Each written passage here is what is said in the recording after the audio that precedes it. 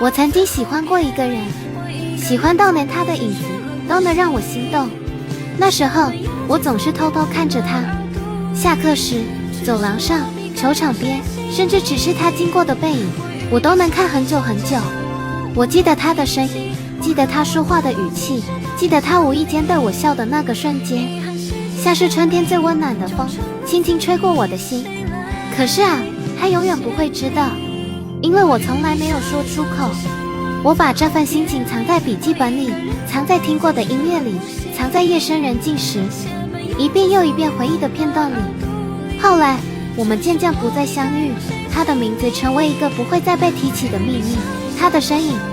也在时间里变得模糊。我曾经喜欢过一个人，喜欢到连他的影子都让我心动，只是他从来不知道。